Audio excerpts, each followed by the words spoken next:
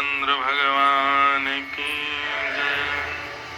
जनक सुता राम वल्लभा श्री जानकी मैया की जय। अति प्रिय श्री लक्ष्मण भैया की जय। भरत शत्रुघ्न भैया की जय। अनंत बलवंत श्री हनुमान जी महाराज की जय। दशरथ कौशल्या मैया की केकई सुमित्रा मैया की जय। गोस्वामी श्री तुलसीदास जी महाराज की जय। देवादिदेव महादेव शंकर भगवान की। श्री सोमेश्वर महादेव की।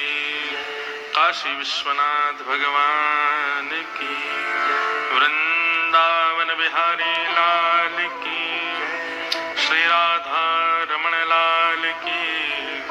राधा वल्लभ लाल की। श्री महोदधि समुद्र भगवान की जय। सब संतन की जय। सब भक्तन की जय। सब विप्रन की श्रावण मास की जय। जय जय श्री सीताराम। जय जय श्री सीताराम। जय जय श्री सीताराम। नमः पार्वती पतये हर हर महादेव। द्वारिकाधीश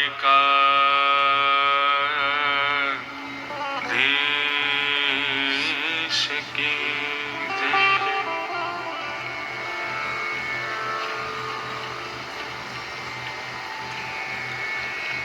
परम मंगल में परात्पर अखिलेश्वर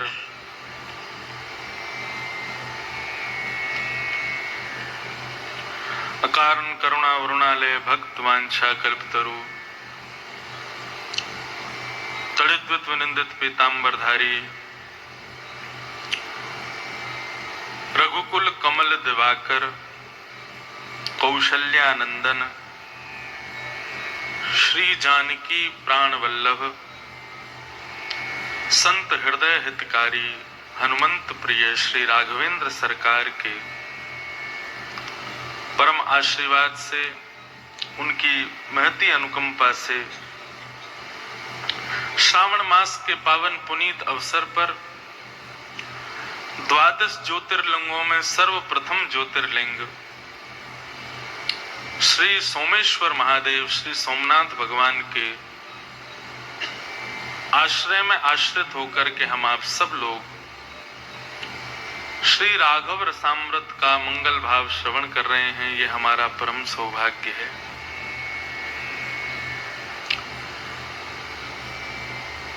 काशी सोमनाथ संगम महोत्सव, मिलन महोत्सव, विश्वनाथ और सोमनाथ मिलन महोत्सव, पूर्व पश्चिम मिलन महोत्सव, अनेक मिलन यहाँ इस मंगलमय श्रावण मास के अवसर पर हो रहे हैं।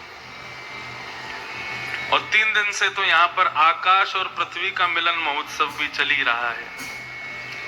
अनवरत आप लोग सब अनुभव कर ही रहे हैं। 3 दिन से अनवरत मेघ वर्षण हो रहा है। तो अद्भुत ये मिलन का ही प्रतीक है। ये जो 3 दिन से रोज वर्षा हो रही है, ये इस बात का प्रतीक है कि वास्तव में विश्वनाथ सोमनाथ पधारे हैं, इसीलिए देवता पुष्प वर्षण कर रहे हैं।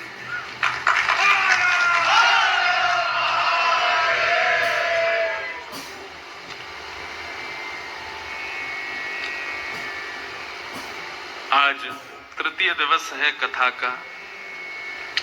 अपने जीवन के प्रथम भाव में राघव जी के मंगल चरित्र को गाने का अवसर दास को प्राप्त हो रहा है। भागवत की तो कथाएं टूटी फूटी जैसी हमसे होती, हम करते हैं, लेकिन हमारे मन में एक भाव आता है कि भैया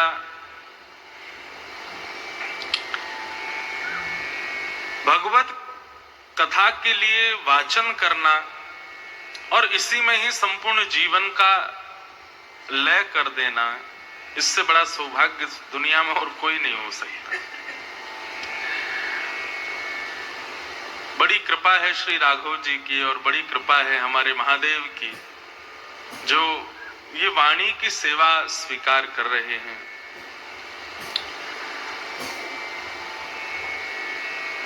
प्रथम कथा भागवत की भी सौराष्ट्र में ही हुई थी और स्वच्छंद राम कथा तो नहीं है, लेकिन राम कथा से कम भी नहीं हो रही है, सब प्रसंग चरित्र सब आ ही रहे हैं, तो एक प्रकार से प्रथम राम कथा है, वह भी सौराष्ट्र की भूमि पर ही हो रही है। तो इसके लिए हम काशी विश्वनाथ भगवान और उनके सब उपासक जो यहाँ पधारे उनको धन्यवाद कहते हैं कि आप लोगों के इस मंगल भाव और हमारे कथा के जो मुख्य यजमान है सौरभ जी, उनका पूरा परिवार, उनके पूज्य पिताजी महाराज सन्मुख विराजमान है। आप श्री ने पूज्य पिताजी महाराज की कथा काशी में 2 वर्ष हो गए, 2 वर्ष पूर्व कराई थी, दीपावली के आसपास मुझे स्मरण है, और तब से आपका स्नेह वृंदावन से पूज्य पिताजी से बना हुआ था। सौरभ भैया का भाव बना, महाराज जी हमको सोमनाथ में कथा करानी है। वैसे भाव तो उनका है कि 12 ज्योतिर्लिंगों में एक एक बार कथा हो।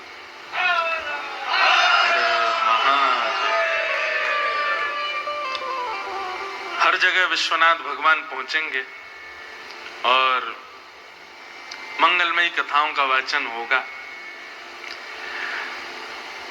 पर सोमनाथ की कथा मेरे लिए बड़ी विशेष है।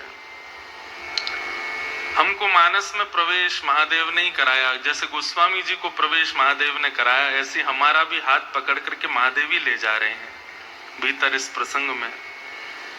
जो भी भाव मैं यहाँ कह रहा हूं या जो भी भाव मेरे अध्ययन में आता है, सच मानिए मुझे लगता है ये भाव मेरा है ही नहीं। जिस प्रकार मानस महादेव का ही मन का भाव है जो कि गोस्वामी जी ने लिखा है, वही भाव यहाँ वक्ता बोल पाता है। और केवल इसी व्यासपीठ पर नहीं, कहीं भी व्यासपीठ पर श्री राघव के चरित्र को किसी व्यास के गाने की सामर्थ्य है ही नहीं। उस व्यास की जिह्वा पर महादेव ही आकर के बैठते हैं और वही गवाते हैं, वो व्यक्ति नहीं गा सकता। ऐसे महादेव बड़ी कृपा करके इस मंगल में कथा का वाचन करा रहे हैं। और श्रावण चल रहा है, हम तो नित्य अभिषेक भी कर रहे हैं और दिन रात मानस पढ़ रहे हैं। ऐसा बढ़िया श्रावण किसी और का नहीं जा रहा होगा जितना बढ़िया हमारा जा रहा है। कथा गा रहे हैं, पढ़ रहे हैं और अभिषेक कर रहे हैं, तीसरा कोई काम नहीं कर रहे हैं। कल भी बहुत जल्दी में समय मिला तो सोमनाथ महादेव को कथा करते ही गया, दर्शन करने, प्रणाम करके मैंने कहा आज्ञा दो, हम जाके पढ़ने बैठे हैं। रात दिन पढ़ ही रहे हैं, ढूंढ रहे हैं, निकाल रहे हैं, पढ़ रहे हैं, भाव जो जो समझ में आ रहा है। इतना बढ़िया श्रावण किसका जा रहा होगा, ये सब महादेव की कृपा है। तो आओ कथा क्रम में हम लोग प्रवेश करें।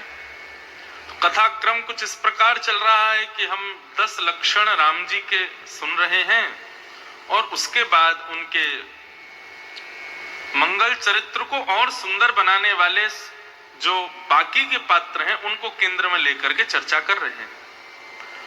कल हम लोगों ने श्री लक्ष्मण जी के मंगल भाव को सुना, आहा अद्भुत था भाव। बंधु महादेव का एक विशेषता है महादेव की। जिस प्रकार कल लक्ष्मण जी के प्रसंग को सुन के यहाँ बैठा हर व्यक्ति भीग गया था, हम तो कुछ मिनट के लिए, कुछ समय के लिए भीगे, लेकिन महादेव तो सदा भीगते ही रहते हैं। वो भीगे देव हैं। ये जल चढ़ाना और 24 घंटे महादेव को स्नान कराते रहना, इसके पीछे शायद यह भी भाव है कि महादेव अपने ऊपर जल को दिखा करके बताते वो सदा राम स्मरण में भीगे रहते हैं, सदा हरि स्मरण में भीगे रहते हैं, भीगे देव हैं महादेव। तो ऐसा कल लक्ष्मण जी का हमने प्रसंग सुना। लक्ष्मण जी आचार्य, भक्ति के आचार्य। जिस प्रकार हमें जीवन में जो बनना है तो हम अपना एक आइडल चूज कर लेते हैं कि हमको उसके जैसा बनना है। हमने अपने पिता को चुना, पिता को देख करके बचपन से ही लगता था कभी बनेंगे तो ऐसे बनेंगे। ठीक उस प्रकार बंधुओं जीवन में यदि कभी भक्त बनना हो, भक्त बनना ही है, यही परम लक्ष्य है हमारे जीवन का, तो लक्ष्मण जी को अपने सिर पर विराजमान करो, उनकी भक्ति को, उनकी सेवा को, उनके भाव को केंद्र में लाओ। लक्ष्मण जी सेवा के आचार्य। ऐसे लखनलाल जी का मंगल भाव हमने कल सुना। आज श्री शत्रुघ्न जी के भाव को हम सुनेंगे। श्रीमद् भागवत के 9वें स्कंद में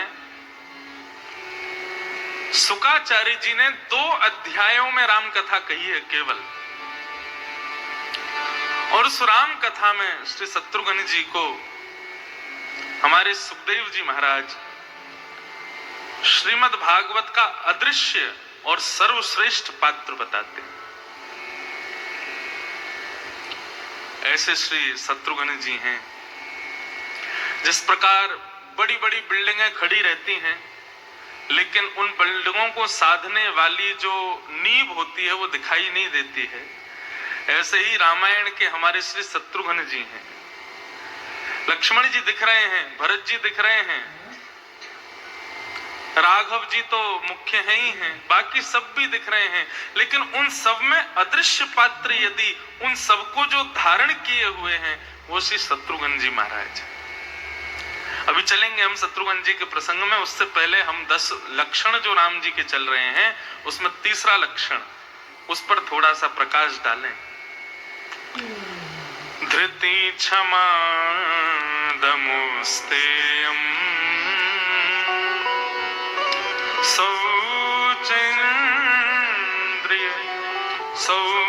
शौचेन्द्रिय निग्रह धीवेद्या सत्यम क्रोध दशकम धर्म लक्षणम। क्यों राम जी को धर्म का साक्षात स्वरूप बताया गया? क्योंकि वे 10 लक्षणों से परिपूर्ण हैं। प्रथम दिन हमने लक्षण सुना धृति, धैर्य। दूसरे दिन क्षमा, कल क्षमा का भाव सुना। और आज जो लक्षण हम राम जी का सुन रहे हैं वो है दम। दम का मतलब क्या होता है? अपनी इच्छाओं का दमन करना, इच्छाओं को मार देना, ये दम कहलाता है। कुछ देखने की इच्छा, कुछ सुनने की इच्छा, कुछ खाने की इच्छा, कुछ पहनने की इच्छा, कुछ करने की इच्छा, अपने देह के पोषण की जितनी भी इच्छाएं हमारे हृदय में प्रकट होती हैं बंधुओं, जब हम उनको पूर्ण करने लग जाते हैं वो इच्छा ही धीरे धीरे हमसे पाप कराने लग जाती है। इसलिए हमारे शास्त्रों में कहा कि अपनी इच्छाओं को रोको। पूज्य पिताजी महाराज तो कथा में गाते हैं, देखना इंद्रियों के ना घोड़े भगे, कब उनमें हरदम जो संयम के घोड़े पड़े, अपने रथ को सुमार्ग लगाते चलो, कृष्ण गोविंद गोपाल गाते चलो।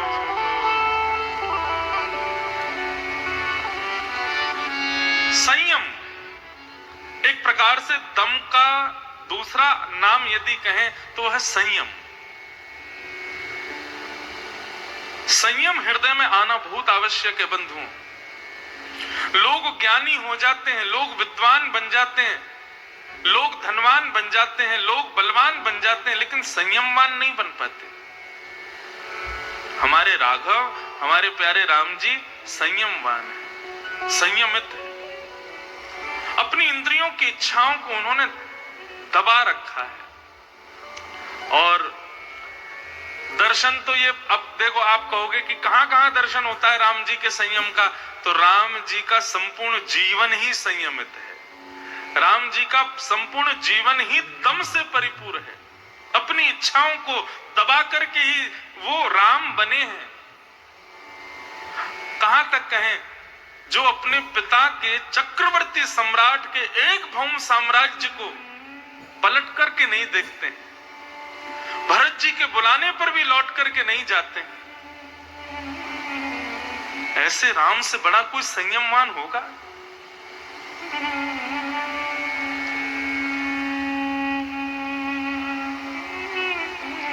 अत्यंत संयमित हैं, संयम से रहते हैं, दम को प्रकाशित करते हैं।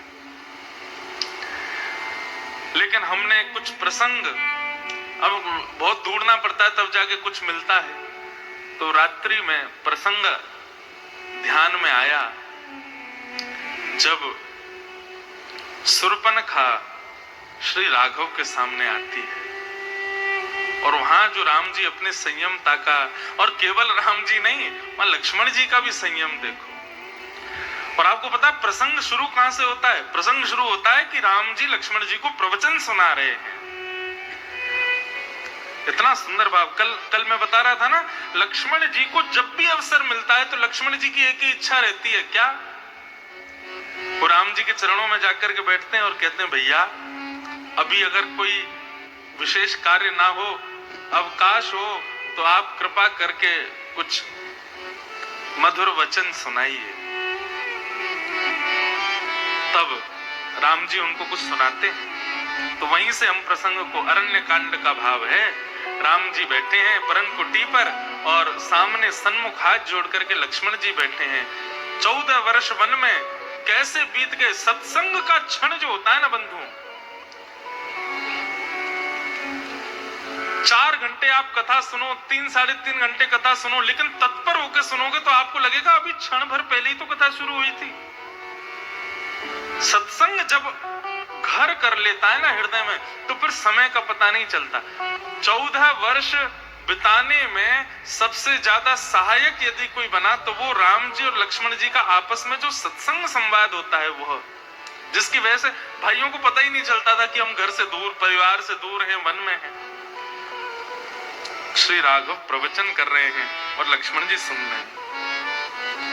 एक बार प्रभु सुख आसीना, एक बार प्रभु सुख आसीना, एक बार प्रभु सुख आसीना, एक बार प्रभु सुख आसीना।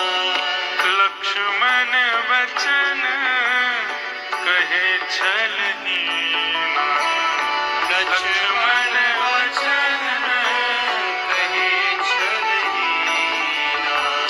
सुर नर मुनि सराचर साई, सुर नर मुनि सचराचर साई, सुर नर मुनि सचराचर साई, सुर नर मुनि सचराचर साई।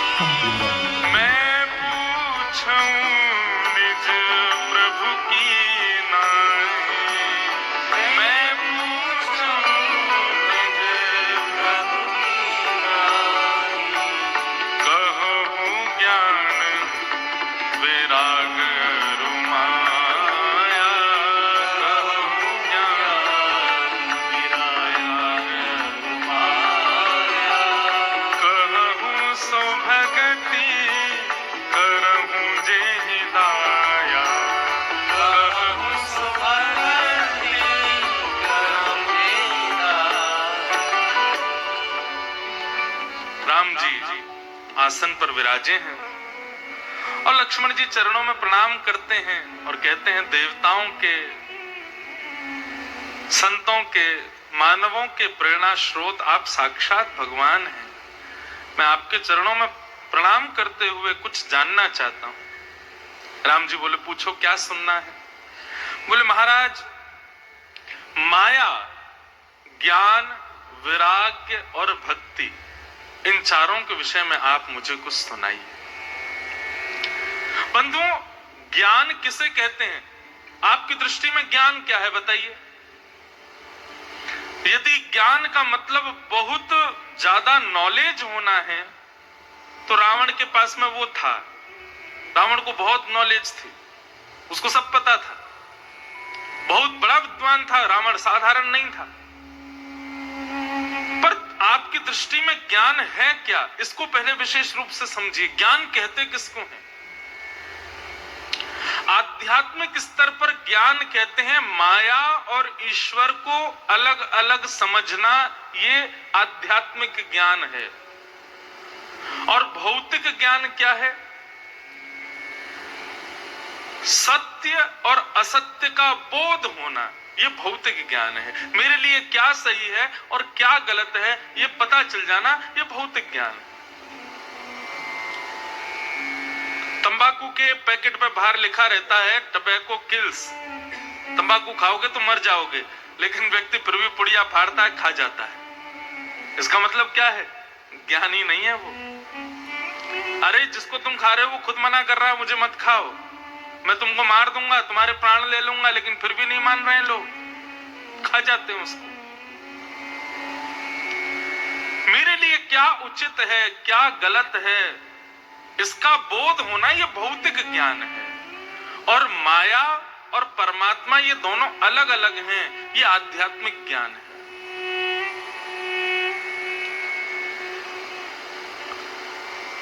इसी को ज्ञान कहते हैं। लक्ष्मण जी पूछ रहे हैं, हे राघव, आप कृपा करके मुझको माया, ज्ञान, वैराग्य और भक्ति के बारे में बताओ। और सबसे बड़ी बात, भक्ति मुझे ऐसी बताओ जिससे आप रीझते हो, जिससे आप प्रसन्न होते हो। भक्ति भी बहुत प्रकार की होती है। कई भक्ति ऐसी होती है जो व्यक्ति केवल अपने सुख के लिए करता है। अभी तो चलो मौसम बढ़िया श्रावण का है, लेकिन कई बार भयंकर सर्दी होती है। और चलो यहाँ तो सर्दी ज्यादा पड़ती नहीं होगी, हमारे विश्वनाथ काशी में तो खूब सर्दी पड़ती है।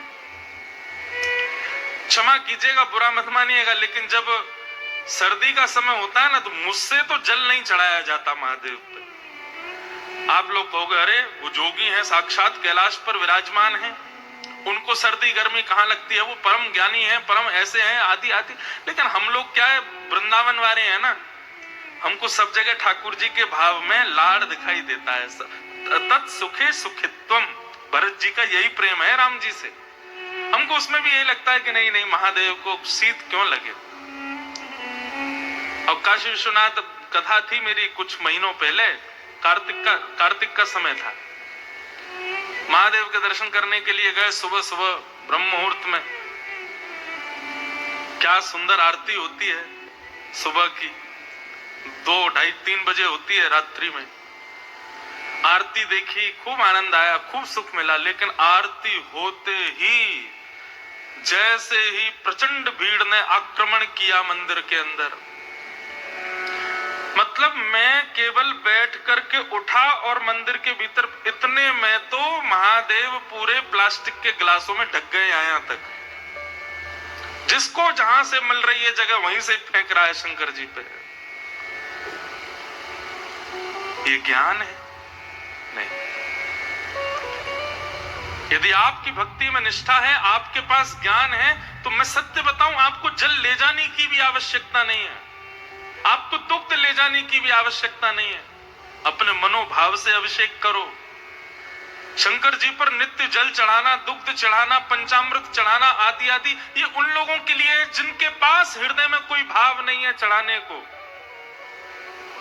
गोस्वामी तुलसीदास जी ने जल से अभिषेक नहीं किया, गोस्वामी तुलसीदास जी ने पंचामृत से अभिषेक नहीं किया, गोस्वामी तुलसीदास जी ने अपनी मानस से अभिषेक किया है महादेव का। और महादेव ने उसको स्वीकार किया। कभी अपने हृदय के भाव से किसी नल का निकला हुआ जल, किसी नदी का जल, किसी सुंदर कुएं का जल ले जाकर के शंकर जी पर चढ़ाओगे, शंकर जी शायद प्रसन्न ना हो, लेकिन यदि विश्वनाथ को देख करके आपके नेत्र सजल हो गए और आंखों से अश्रुबिंद गिर गया, मान लेना कि महादेव प्रकट हो गए आपके सामने।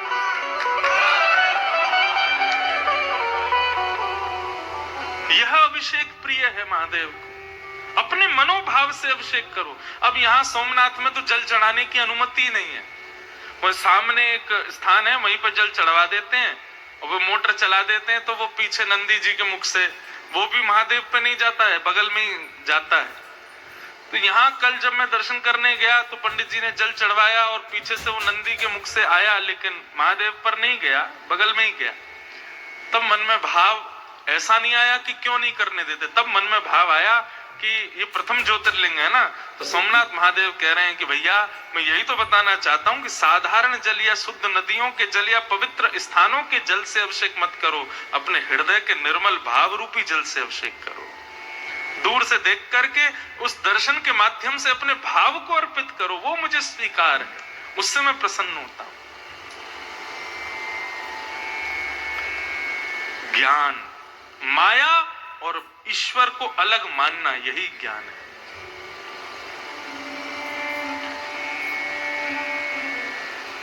लक्ष्मण जी पूछ रहे हैं, राघव मुझे बताइए। तब भगवान उपदेश दे रहे हैं। राम जी बोल रहे हैं, माया क्या है? मैं अरु मोर तोरते माया, जेहि बस कीन्हे जीव निकाया। मैं और मेरा, लक्ष्मण, मैं और मेरा, तू और तेरा, यही माया है। गीता का प्रारंभ किस भाव से होता है? श्रीमद् भगवत गीता का, भगवत गीता का प्रारंभ कहो या फिर कहो महाभारत का प्रारंभ किस बात से हुआ? धर्म क्षेत्रे कुरुक्षेत्रे समवेता युयुत्सव मामका पांडवाश्चैव। यहां पर धृतराष्ट्र क्या कहता है? माम का। हे संजय, जरा बताओ तो धर्म क्षेत्र कुरुक्षेत्र में क्या हो रहा है, जरा देख के तो बताओ। पांडु के बेटे और मेरे बेटे क्या कर रहे हैं? अरे पांडु के बच्चे भी तुम्हारे ही बालक हैं, लेकिन वहां पर ये जो तेरा मेरा वाला भाव आता है, भगवान श्री राम कहते हैं यही माया है। तू है और ये सब तेरा है, मैं हूं और ये सब मेरा है, यही माया है, यही भाव माया है। स्थिति क्या होनी चाहिए? सबई भूमि गोपाल की, सब ठाकुर जी के, मैं भी ठाकुर जी को। वो एक पंक्ति है ना, मैं नहीं मेरा नहीं, यह तन किसी का है दिया, जो भी अपने पास है यह धन किसी का है दिया। अब आज की कथा में थोड़ा सा लीला तो हम सुन ही रहे हैं, लेकिन भैया बीच बीच में ज्ञान का पुट भी लेना पड़ेगा। क्यों? केवल कथानक सुनोगे और उनके उपदेश नहीं सुनोगे तो काम बनने वाला नहीं है। सत्संग बहुत जरूरी, और जहां स्वयं श्री राम जी प्रवचन कर रहे हो उसको तो कैसे वंचित रहे हम उससे। जो मिला है वह हमेशा पास रह सकता नहीं, कब बिछुड़ जाए ये कोई राज कह सकता नहीं। जिंदगानी का खिला मधुबन किसी का है दिया, मैं नहीं मेरा नहीं,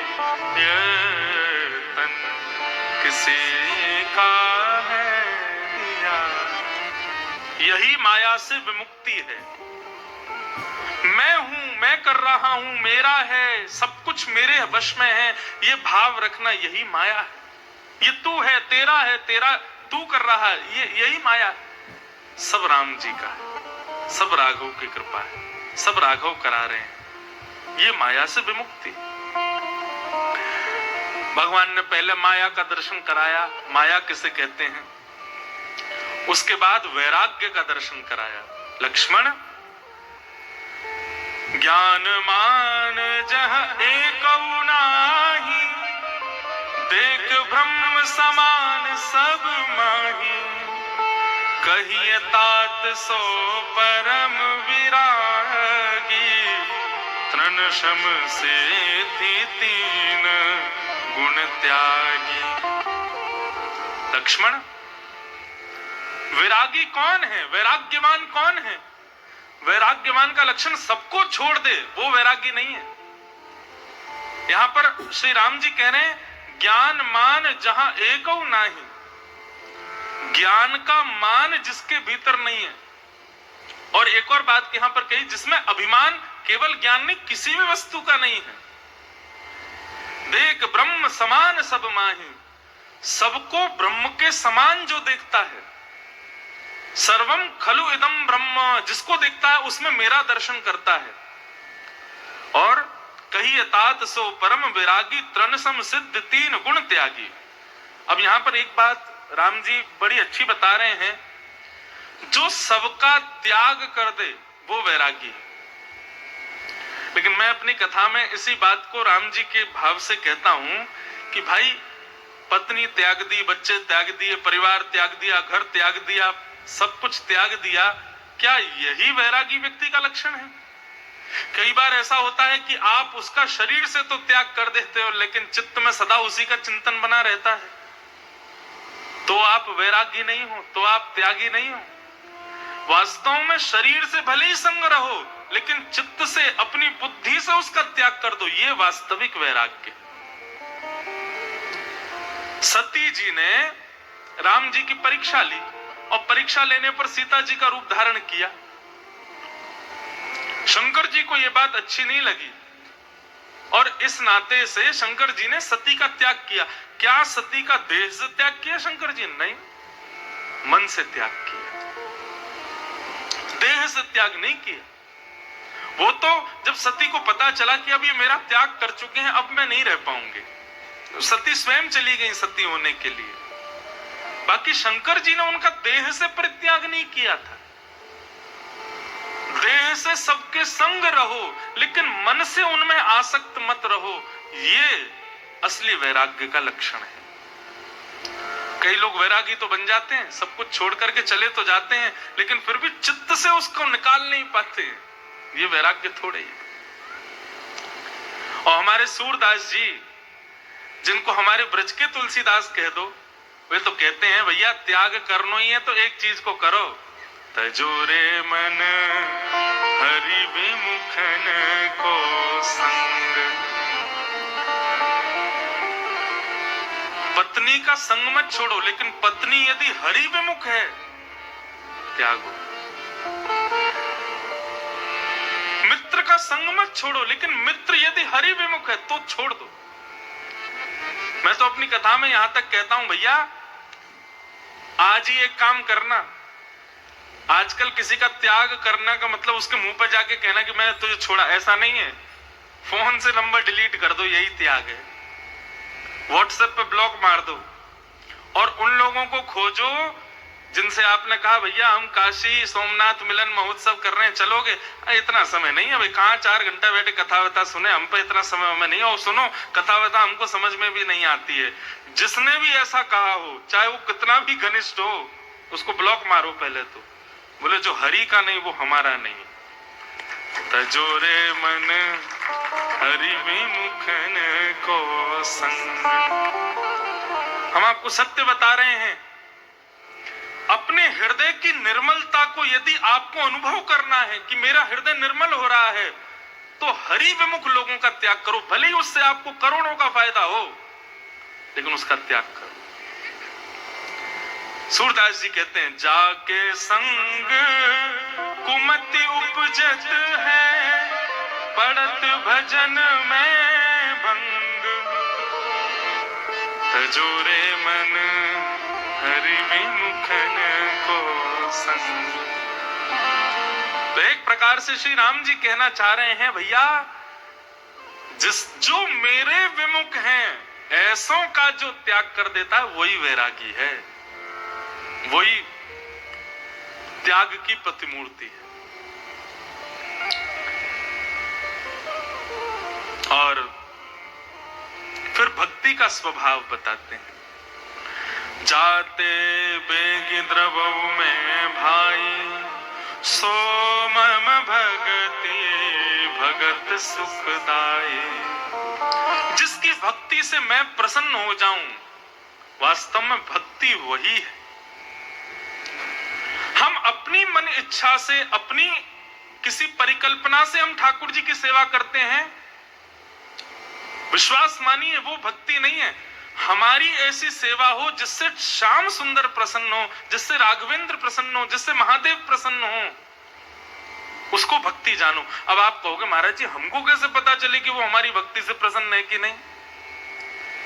दृष्टि में बदलाव आ जाएगा, स्वभाव में परिवर्तन आने लग जाएगा।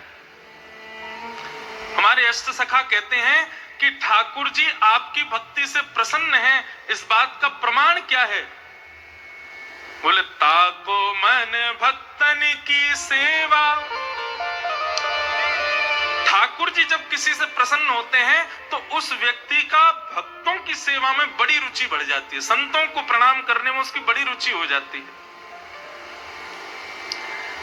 श्रीमद् भागवत के प्रथम स्कंद में श्री सूत जी महाराज वर्णन करते हैं, और सूत जी वहां पर कहते हैं कि भैया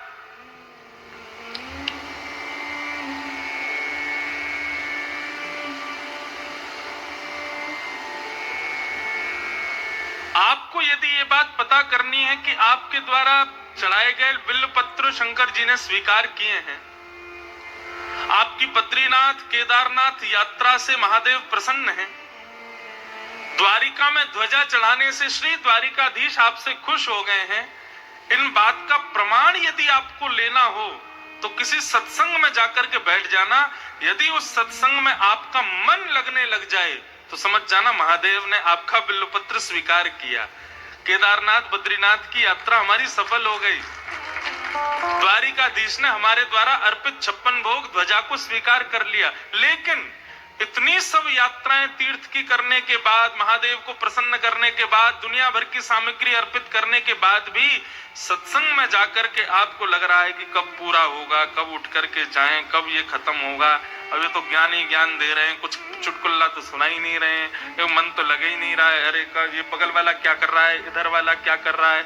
इस तरीके से कथा में जाकर के मन विचलित होने लग जाए तो माफ कीजिए, आप ने चाहे 1000 बिल्वपत्र चढ़ाए हों, चाहे आपने चारों धाम 10 बार किए हों, चाहे आपने खूब ध्वजाएं चढ़ाई हों, खूब 56 भोग चढ़ाए हों, लेकिन भगवान की सुंदर कथा में आपकी रति नहीं हो रही है तो यह बात कंफर्म है कि आपकी भक्ति से ठाकुर जी प्रसन्न नहीं। लक्ष्मण, तुम मेरे साथ रहते हो, वन में मेरे साथ विचरण कर रहे हो, दिन भर मेरा दर्शन करते हो, उसके बाद भी तुम्हारे हृदय में इच्छा होती है कि मुझे आप कुछ सद्ज्ञान दीजिए। इस बात का प्रमाण है कि मैं तुमसे प्रसन्न हूं। सत्संग सुनने की इच्छा मेरी प्राप्ति के बाद भी हो। अब लोगों को कहां तक बताएं महाराज, जैसे किसी को पता चलता ना कथा हो रही है, अब कथा हो रही है, ये सुनते ही अपने 100 काम बाद में छोड़, पहले आते हैं कथाओं में, कितनी जगह कथाओं में आते हैं। यहाँ भी कई लोग, हमारे राजकोट से एक परिवार तो पूरा सब काम छोड़ के यही है, आज भी एक परिवार राजकोट से आया है, सब काम छोड़ के अहमदाबाद से आ रहे हैं, कहाँ से लोग आ रहे हैं, बोले वहां कथा हो रही है, हम चलेंगे। आप सब तो काशी से ही आए हो, सब छोड़ छाड़ के आए हो, कथा सुनने के लिए ही आए हो, और कोई काम नहीं है। तो इस बात को आप मान लीजिए कि महादेव आपसे प्रसन्न है, इसीलिए आए हो। कथा में रति बनना इस बात का प्रमाण है कि जाते बेगी द्रवऊ में भाई, जिससे मैं प्रसन्न हो जाऊं। सो मम भगति भगत सुखदाई, वही मेरी भक्ति है जिससे मैं प्रसन्न हो जाऊं। और ठाकुर जी की प्रसन्नता का द्योतक है सत्संग में रुचि होना, कथा में मन लगना।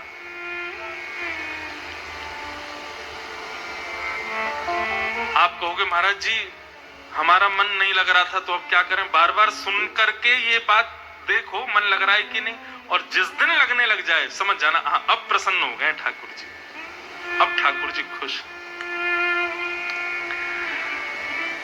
भगति तात अनुपम सुख मूला, मिले जो संत होए अनुकूला। भगवान कह रहे हैं अनुपम एवं सुखकारी मूल की भक्ति तब प्रकट होती है जब कोई सिद्ध और अनुकूल संत प्राप्त होते हैं, कोई गुरु प्राप्त होता है। लक्ष्मण, भक्ति का बीज हमारे हृदय में कोई अनुकूल महात्मा ही आकर के बोता है। ऐसे कोई गुरु मिल जाएं जिनके आते ही हमारे हृदय में भक्ति के भाव उत्पन्न हो, हमारे बार बार स्थिति बने, हम सोमनाथ जाएं, द्वारिका जाएं, बद्रीनाथ जाएं, केदारनाथ जाएं, ये किसी गुरु के मिलने पर ही संभव है। बिना गुरु के मिलने पर किसी व्यक्ति के हृदय में ये कामना कभी उत्पन्न नहीं होती। इसलिए लक्ष्मण, मेरी भक्ति को पाना चाहते हैं तो संत जनों के, कथा वक्ताओं के, विप्र ब्राह्मणों के, वैष्णवों के चरणों में आश्रय लो। वे कृपा करेंगे तभी मेरी भक्ति प्राप्त होगी। एक प्रकार से यहाँ लक्ष्मण जी और राम जी का जो संवाद है, जब मैं पढ़ रहा था ना तो मुझे श्रीमद् भागवत में कपिल देवहूति संवाद याद आ रहा था। वहां पर देवहूति जी को ठीक इसी प्रकार भगवान कपिल समझाते हैं। वहां पर भी देवहूति माता को कपिल भगवान कहते हैं, माँ यदि मन को एकाग्र करना है तो उसके लिए 5 गुण जिसमें हो उसका संग करो। अच्छा, अभी अभी हमने एक बात कही, सूरदास जी कहते हैं तजोरे मन हरि विमुखन को संग, जो हरि से विमुख कराने वाले उनका संग त्यागो। तो फिर किसका संग करें? संग किसका करें? आप कहो त्रिपुंडधारियों का संग करो, ऊर्ध्वपुंडधारियों का संग करो, संत भेषधारियों का संग करो। तो महाराज जी आप कहीं ये तो नहीं भूल गए हो कि रावण भी संत भेष में आया था सीता जी का हरण करने के लिए। सीता जी तो इसी भावना से गई थी कि कोई महात्मा होगा, कोई भक्त होगा, कोई वैष्णव होगा। तो आजकल भी कई रावण चोला पहन करके घूम रहे हैं संत का। आप कह रहे हैं कि संत का संग करो, लेकिन संत बाह्य भेष से तो पता नहीं चलता आजकल की ये संत है कि नहीं है। तिलक तो कोई भी लगा, हमारे वृंदावन में तो महाराज पूछो ही मत, अभी ऐसी भीड़ पहुंची है दुनिया भर की, और सब मुंह पर गालों पर राधे राधे लिखवा लेते हैं और खूब बढ़िया तिलक फोटा लगा के सुंदर और धोती पजामा पहन के घूमते हैं, और उनको देख के लगता है भाई यही वैष्णव होंगे। क्या करें, कैसे पहचाने कि ये संग करने योग्य व्यक्ति है कि नहीं? सीधी बात, संत का मतलब कोई विरक्ति, कोई जटा वाला ये संत नहीं होता। 5 गुण जिसमें हो, यदि वो व्यक्ति पैंट भी पहनता है तो वो संत है। और वो 5 गुण कौन कौन से भगवान कपिल समझाते हैं। तितिक्षव कारुणिका सुहृद सर्वदेहिना अजात शत्रवः शांता साधव साधु भूषणा। भगवान कपिल कहते हैं मां, पहला लक्षण तितिक्षु, वही धैर्यवान, जिसमें ये 5 लक्षण दिखें उसका संग करो। पहला तितिक्षु, धैर्यवान। दूसरा लक्षण कारुणिका, करुणा हो हृदय में, दया हो, तितिक्षुता हो, दया हो। सुहृदः सर्वदेहिनाम, सभी देहधारियों का सुहृद मतलब अच्छा सोचने वाला हो। केवल मैं और मेरे बच्चे खुश रहें, मैं और मेरा परिवार प्रसन्न रहे, पड़ोसी के ऊपर चाहे पहाड़ गिर जाए इससे कोई मतलब नहीं है मुझको, इस प्रकार के भाव वाला नहीं, सबका हित सोचने वाला।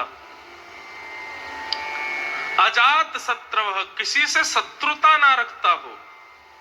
और शांता, अंतिम लक्षण मौन रहता हो, कम बोलता हो, बहुत चुप रहता हो। ये 5 लक्षण जिसमें हो उसका संग करना प्रारंभ करो।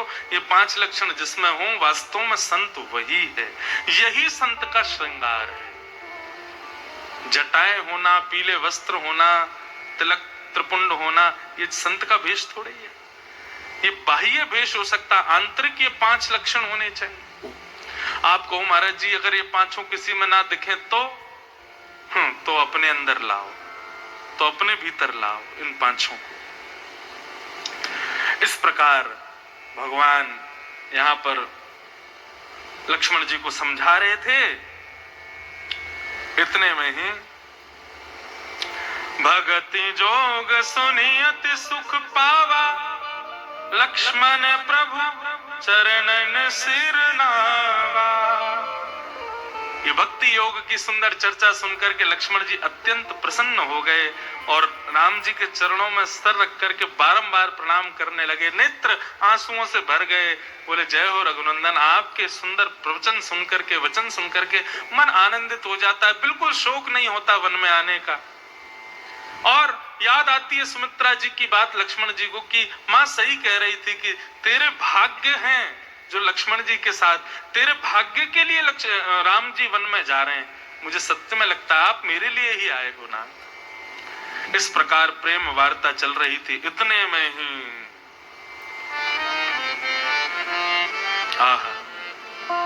सूपन खारा बन की बहनी, सूपन खारा बन की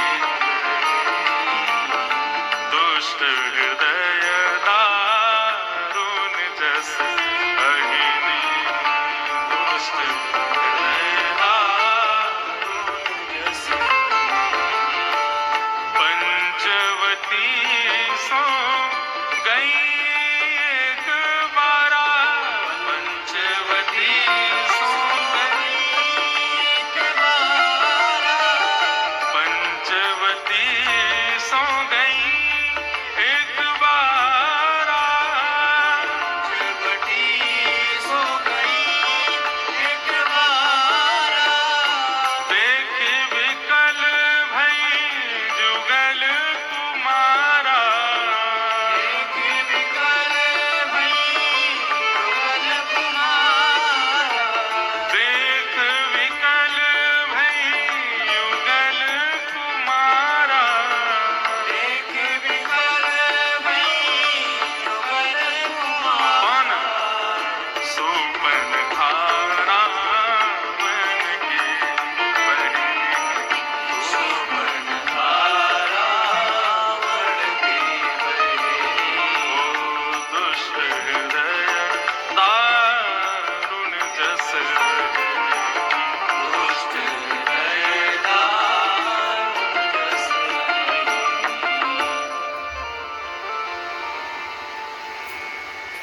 मानो ऐसा लग रहा है कि प्रभु श्री राम ने लक्ष्मण जी को ज्ञान उपदेश दिया और ज्ञान उपदेश के तुरंत बाद परीक्षा लेने के लिए शूर्पणखा को बुलवा लिया।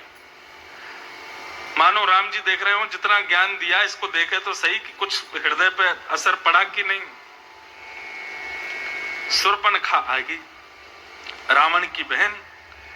पंचवटी में जैसे ही दोनों युगल कुमारों को देखा, सुंदर स्वरूप राम जी का, लक्ष्मण जी का देख करके महाराज मोहित हो गई राम जी पर। राम जी के विषय में हमारे वाल्मीकि जी कहते हैं कि राम जी का स्वरूप कैसा है, तो मुझे वो श्लोक याद नहीं है, वो वाल्मीकि जी का श्लोक है। बोले कि राम जी को देख करके तुम उन पर मोहित हो गई, तो बहुत दूर की बात है। राम जी की दृष्टि यदि तुम पर पड़ गई तो तुम उन्हीं के ही हो जाओगे, फिर किसी और को देख नहीं पाओगे। ऐसी स्थिति है राम जी की। आपने राम जी को देखा तो प्रेम होगा, लेकिन राम जी ने कहीं आपको देख लिया और नजर से नजर मिल गई तो फिर घायल ही हो जाओगे। तो शूर्पणखा का कोई दोष तो था नहीं बेचारी का। शूर्पणखा ने तो देखा एक गौर वर्ण एक श्याम वर्ण, दोनों पंचवती के वनों में घूम रहे हैं। देख करके उसके मन में अभिलाषा हो गई, आहा इतने सुंदर पति मिल जाएं तो फिर कहना ही क्या। देखो अब यहां पर भी तर्की लोग प्रश्न कर सकते हैं कि महाराज जी शूर्पणखा प्रभु श्री राम को पति मानना चाहती है, और वहीं आप भागवत के कई प्रसंगों में और कई जगह संत महापुरुष कहते हैं कि ठाकुर जी से कोई भी संबंध बनाओ उसमें पाप थोड़ी है। तो बेचारी शूर्पणखा का क्या दोष था? देखो, संबंध बनाने में दोष नहीं है, संबंध किस कारण से बनाया जा रहा है उसमें दोष है। शूर्पणखा राम जी को पति मानती है, किस बात से रीच करके? रूप पर रीच करके। चलो ये भी ठीक है, लेकिन कारण क्या चाहती है? पीछे वासना है, पीछे काम है, और जहां काम तहां राम नहीं। जहां काम रहेगा वहां राम जी नहीं रहेंगे। और जब अज्ञान होता है हमारे हृदय में, तब हम रूप पर मोहित होकर के आकर्षित होते हैं। माफ कीजिएगा, हमारे वृंदावन बिहारी लाल के केवल रूप देख करके आसक्त हो रहे हो और ये जानते नहीं कि उनका रूप किस भाव से, ज्ञान नहीं है, तो आप अपने उद्धार में वंचित रहोगे। रूप पर आसक्त होना, परंतु ज्ञान सहित आसक्त होना, तब आपके उद्धार का कारण बनेगा। नहीं तो शूर्पणखा जैसे नाक कान कटेंगे। रूप पर आसक्त हो गई, और आसक्त होकर के, चलो आसक्त हो गई, विवाह करने का मन आ गया, जहां तक भी ठीक है। फिर गलती क्या करी? रुचिर रूप धरी प्रभु पही जाई, ये गलती की। जैसी थी वैसी नहीं गई। रुचिर रूप, ठाकुर जी लुभा जाएं, ठाकुर जी आसक्त हो जाएं, ऐसा रूप बना करके ठाकुर जी के पास गई। ठाकुर जी के सन्मुख तो जैसे हो वैसे जाओ। यहां पर मेरा मंतव्य श्रृंगार से नहीं है, मेरा मंतव्य हृदय से। हृदय चाहे हमारा काम से भरा है, क्रोध से भरा है, लोभ से भरा है, मोह से भरा है, जैसा भी है हमारा हृदय, वैसे लेकर के जाओ। उस पर ज्यादा लीपा पोती करके मत जाओ, उसको छुपा करके मत जाओ ठाकुर जी के सामने। क्यों? वैद्य के सामने रोग को प्रकट करके जाओगे तभी चिकित्सा होगी, और वैद्य से छुपा करके जाओगे दूसरी दवाई मिल जाएगी, बल्कि रिएक्शन हो जाएगा और ज्यादा रोग बढ़ जाएगा। तो इसलिए वैद्य के सामने तो अपने रोग को प्रकट करके जाओ। ये महादेव वैद्य हैं, श्री कृष्ण वैद्य हैं, राम वैद्य हैं। वैद्य के सामने तो अपने अवगुण को केंद्र में लेकर के जाओ। नाथ, मैं दुनिया के सामने बहुत भोला बनता हूं, मैं दुनिया के सामने बहुत सीधा बनता हूं, दुनिया के सामने बहुत ज्ञानी बनता हूं, लेकिन मेरे अंदर सब आप जानते हो, बहुत कामी हूं, बहुत क्रोधी हूं। पड़ोसी मेरे को एक आंख नहीं सुहाता है, किसी को बढ़ता देख मेरे अंदर ईर्ष्या प्रकट होने लग जाती है, बहुत क्रोध है मेरे अंदर, पत्नी से बहुत लड़ता हूं, बच्चों पर बहुत गुस्सा करता हूं। नाथ, कभी कभी लोभ भी मेरे अंदर आ जाता है, दूसरे के धन को देख करके, दूसरे के वस्तु को देख करके इच्छा प्रकट होती है मेरे पास भी ऐसा हो। इन सब का हे नाथ चिकित्सा करो, मैं जैसा हूं मुझे ठीक करो। इस प्रकार से प्रार्थना करोगे, ठाकुर जी के सामने जाके अपने अवगुण बताओगे, तभी तो चिकित्सा होगी। लेकिन हम कैसे बन के जाते हैं? परम सुंदर, परम सुखद, अगल बगल वालों को भी दिखाते हैं हमसे बड़ो भक्त थोड़ा ही है तू कहां का जल लेके आया? बोले हम तो टोंटी से, हम तो गंगोत्री से जल मंगाया शंकर जी पर चढ़ाने के लिए, वहां पर भी होड़ लगी है भक्ति में, हम तुझसे आगे। चिकित्सा कैसे होगी फिर आपकी? जैसे हो वैसे जाओ। शूर्पणखा रूप बदल करके गई और मंद मंद मुस्कुराने लगी। राम जी भी उसको देख के मुस्कुरा गए, लक्ष्मण जी भी मुस्कुरा गए। तब समीप आकर के बोली, आपसे कुछ कहना है। राम जी बोले बोलो। बोले, तुम सम पुरुष नामो सम नारी, यह संयोग विधि रचा विचारी। मुझे ऐसा लगता है आप जैसा सुंदर पुरुष और आप जैसे सुंदर पुरुष के लिए मुझ जैसी सुंदर नारी इस संसार में और कोई नहीं होगी। ये तुम्हारे बगल में जो बैठी है बड़कल वेश धारण करके, ना श्रृंगार है, ना आभूषण है, ना कुछ है, इसको छोड़ो, दोनों मिलकर के इसका काम तमाम कर देंगे। आप मेरे से ब्याह कर लो, बढ़िया महल मिलेगा, आदि आदि सब प्रलोभन राम जी को देने लग गई। देखो, मानव स्वभाव क्या है, हमको ये स्वभाव ही तो देखना है यहां पर राम जी का। मानव स्वभाव क्या है? मानव जानता है कि ये सामने वाला जो मुझको प्रलोभन दे रहा है ये गलत है, लेकिन फिर भी इसका परिणाम अच्छा होगा, इसलिए वो उसके प्रति आसक्त हो जाता है, उस क्रिया को कर लेता है। बुरा मत मानिएगा, बुरा करने से पहले हम सबको पता होता है कि ये गलत है। ऐसा नहीं हो सकता कि गलती करते समय हमको ना पता हो कि ये गलत है, लेकिन फिर भी लोग गलती करते हैं। क्यों? एक समय के लिए भूल जाते हैं कि भगवान नाम का कोई तत्व भी है, एक समय के लिए विस्मृति कर देते हैं, उनका मन बार बार संकेत करता है ये गलत है, ऐसा मत करो, लेकिन फिर भी वो कहते हैं अब जो होगी सो देखी जाएगी, कछु दिना को जीवन है, कर लियो, कर देते हैं। लेकिन हमको राम जी से यही तो सीखना है।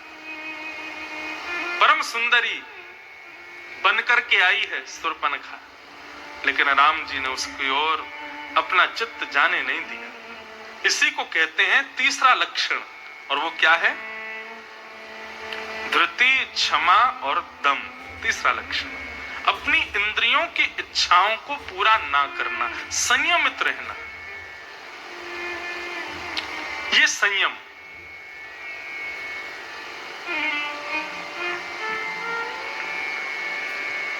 नहीं हुए आ सकते। बोले क्षमा करो, हम एक पत्नी व्रती हैं, हमने इनसे ब्याह किया, जीवन भर इनके साथ रहने का ही हमारा संकल्प है, इसलिए हम आपसे ब्याह नहीं कर सकते।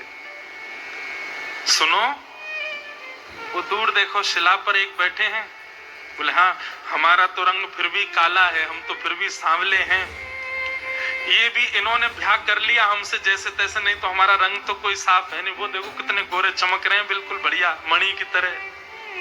उनके संग जब तुम सभाओं में जाया करोगी, उनके संग जब रथ पर बैठ करके निकला करोगी, तो देखो सब केवल तुम्हारी प्रशंसा करें, उससे काम नहीं बनेगा ना। सब कहेंगे अरे वाह शूर्पणखा पति बहुत ढूंढ के लाई है, देखो क्या रंग है, क्या रूप है, क्या नैन नक्श है। लक्ष्मण जी कोई कम थोड़ी है, एक जैसे ही है राम लक्ष्मण, बस राम जी सांवले हैं, लक्ष्मण जी थोड़े गोरे हैं।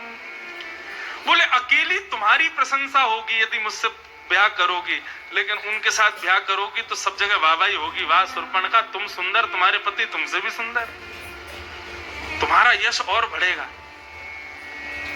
और सुनो, इनका तो ब्याह भी नहीं हुआ है। अच्छा, अब राम जी यहाँ क्या कर रहे हैं?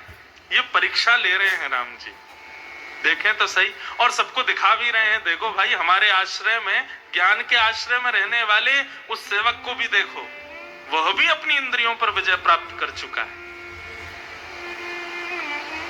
मम अनुरूप पुरुष जग माही, देख खोज लो कितनु नाही।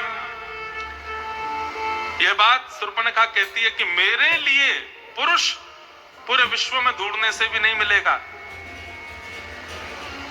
ताते अब लग रही कुमारी, मनुमाना कछु तुम ही निहारी। मेरे समान ढूंढने पर भी मेरे लिए कोई पुरुष नहीं मिला, इसीलिए मैं अभी तक कुंवारी हूं। आपको देख करके मुझे लगता है कि आप ही सर्वस्व। राम जी बोले वहां जाओ, वहां प्रयास करके देखो। शूर्पणखा लक्ष्मण जी के पास गई। लक्ष्मण जी बोले कहिए। बोले ब्याह करना है आपके साथ। बोले हमारे साथ ब्याह करना है? बोले हाँ, आपके भैया थोड़े सांवले हैं, उनके साथ रथ में बैठूंगी तो मेरी शोभा नहीं बनेगी, सभाओं में जाऊंगी तो मेरी शोभा नहीं बनेगी, इसलिए मैंने उनको, और उनका ब्याह भी हो चुका है, दिन भर उससे लड़ाई होती रहेगी बगल में जो बैठी है। अब मैं इतना कलेश नहीं चाहती, स्वच्छंद जीवन चाहती हूँ। आप बढ़िया हो, अकेले हो, गोरे भी हो, सुंदर भी हो, आपके संग रथ में भी बैठूंगी, सब जगह शोभा बनेगी, आप और मैं प्रेम से रहेंगे, जीवन यापन करेंगे, आप मुझसे ब्याह कर लो।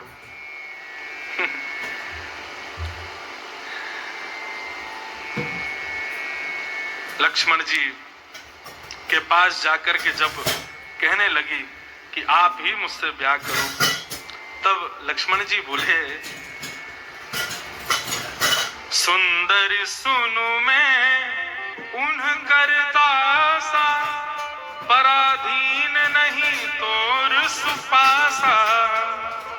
प्रभु समर्थ कौशलपुर राजा, जो कछु करहिं नहीं सब छाजा। पराधीन सपने सुख नाही। हरि देवी, हमारे रूप पर तो आप मोहित हो गई हो, हमारे गौर वर्ण पर तो आप आसक्त हो ही गई हो, लेकिन देवी मेरी स्थिति तो सुन लो, बहुत बुरी स्थिति है मेरी। शूर्पणखा बोली, क्या स्थिति है? बोले, मैं उनके सदैव अधीन रहता हूँ, पराधीन रहता हूँ, दास हूं मैं। वो राजा हैं कौशलपुर अयोध्या के, और सेवक का अभी तुमने स्वरूप देखा नहीं है। तुम्हारे बड़े बड़े ख्वाब हैं कि रथ पर बैठ करके चलोगी, तुम्हारे बड़े बड़े ख्वाब हैं कि तुम सभा में मेरे संग जाओगी, लेकिन भाई रथ पर और सभा में तो शोभा राजा की होती है। राजा वे हैं, मैं तो उनका दास हूं। तुम सोचो कितना बुरा लगेगा। आगे आगे तो सांवले से वो चलेंगे, उनके बगल में जो पत्नी बैठी वो भी सज धज के चलेगी, और मैं और तुम पीछे चमड़ डुराते चलेंगे। इसमें शोभा लग रही है तुमको? रात्रि में जब वे सोया करेंगे, मैं और तुम दोनों पंखा झरा करेंगे, तुमको शोभा लग रही है इसमें? वे जब भोजन करने बैठेंगे तो उनको जल पिलाना पड़ेगा, उनके लिए रोटियां बनानी पड़ेंगी, तुम्हारे कोमल कोमल हाथ छिल जाएंगे देवी। और कभी कभी तो दासों को कपड़े भी धोने पड़ते हैं। ये सीता जी जिनको देखकर के तुमको लग रहा है कि वो तुमसे कम सुंदर हैं, इनके वस्त्र तुमको ही धोने पड़ेंगे। क्यों? क्योंकि तुम मुझसे ब्याह करोगी और मैं उनका दास हूं। राजा से ब्याह करने में शोभा। और सुनो, एक पत्नी है तो क्या हुआ, राजा तो बहु पत्नी रख सकते हैं, उन्हीं के पास जाओ। शूर्पणखा लौट करके राम जी के पास आ गई। पुन फिर राम निकट सो आई, प्रभु लक्ष्मण पही बहुरी पठाई। लक्ष्मण जी ने खूब पढ़ा दिया उसको। बोले, इनके पिताजी ने भी बहुत ब्याह किए हैं, ये भी कर लेंगे, थोड़ा बहुत मनाओ तो सही। शूर्पणखा को जैसे पुनः भेजा, राम जी के सामने आकर के कहने लगी, देखो वो छोटे वाले तो दास हैं, और उनके संग में मैं दासी तो बनना नहीं चाहती। अरे चाहे ठीक है, अपने लिए पति ढूंढ रही हूँ, ब्याह करना चाहती हूँ, लेकिन दासी बनने के लिए थोड़ी ब्याह कर रही हूँ। मुझे तो स्वामी नहीं बनना है, आप ही ब्याह करोगे मेरे से। तो राम जी ने फिर कोई और उल्हाने दे दिए उसको, और उल्हाने देकर के कह दिया, बोले कि ये जो बैठी है ना बगल में, इनके घर वाले, इनके पिताजी आदि बड़े बलवान हैं, उनको पता चल जाएगा कि हमने तुमसे ब्याह कर लिया है, तो जीवन भर के लिए तुम्हारे जीवन में संकट डाल देंगे। और रही बात देवी, ये हमारी बड़ी पत्नी बनेंगी, तुम छोटी पत्नी रहोगी, यहां पर भी प्रायोरिटी तो तुमको कम ही मिलेगी। चलो आज तो तुम ब्याह करना चाहते हो, कल को संतान होंगी तो अयोध्या के राज सिंहासन पर बड़ी पत्नी के ही बच्चे बैठेंगे। तुम दासी नहीं बनोगी तो तुम्हारे बच्चे इनके बच्चों के दास बन जाएंगे। क्या तुमको अच्छा लगेगा तुम्हारे पुत्र इनके पुत्रों के दास बने? पूतना बोली, बहुत आगे की सोच रहे हो आप, लेकिन बात सही है। मैं क्यों चाहूंगी मेरे पुत्र किसी के बच्चों के दास बने? बोले, वो तो बनना ही पड़ेगा, क्योंकि बड़ी पत्नी ये है। सुनो, वो छोटे वाले हैं, उनका ब्याह हुआ नहीं। और सुनो, हम एक काम करेंगे, हमारे पिताजी जो हैं वो चक्रवर्ती सम्राट हैं, पूरी पृथ्वी के राजा हैं। यदि वे राजी हो गए और तुम्हारा उनसे ब्याह हो गया तो हम वचन देते हैं, हम एक राज्य तुम्ही को दे देंगे।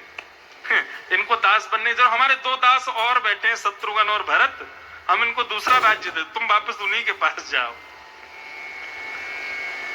अब की बार शूर्पणखा जैसे लक्ष्मण जी के पास आई, लक्ष्मण जी राम जी को पढ़ा दिया फिर से। बोले, अब तुम संभालो, क्या कर सकते हो। लेकिन लक्ष्मण जी अज्ञान को टिकने नहीं दे सकते।